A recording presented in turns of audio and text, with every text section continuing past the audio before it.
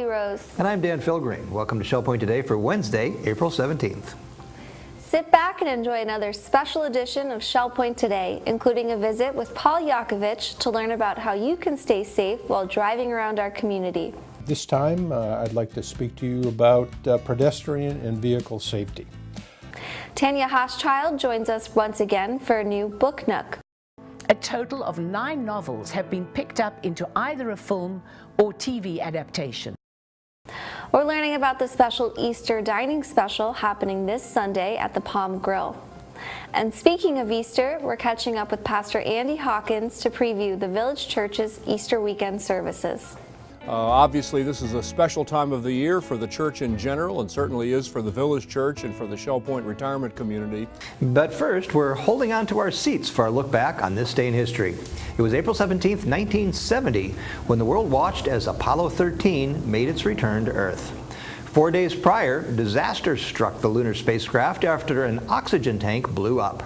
Trapped 200,000 miles away, John Swigert could only respond to NASA by stating the iconic line, "Houston, we have a problem."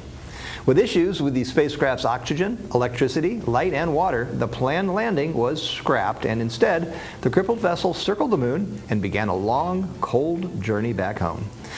The astronauts and Mission Control faced enormous logistical problems stabilizing the air supply, but were able to get enough energy to the damaged fuel cells to help the spacecraft's re-entry into the Earth's atmosphere. Still, it was a harrowing scene as the trio of astronauts survived a 6-minute descent, successfully crashing into the Pacific Ocean.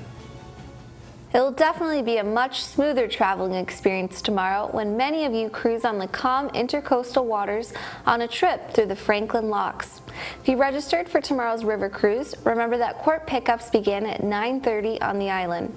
Your day includes a venture up the Caloosahatchee River along the historic Tice Railroad Bridge as you spend the day moving alongside manatees, eagles, and other wildlife. The trip includes informational narration and a buffet lunch. There might still be a seat or two available for this amazingly relaxing cruise along the Caloosahatchee to the Franklin Locks. To see if you can secure one of the last-minute seats, contact any concierge desk now. From the waterways to the pavement, we tracked down Paul Yakovich to give us a special operations update that will help keep you safe while driving on the Shell Point property.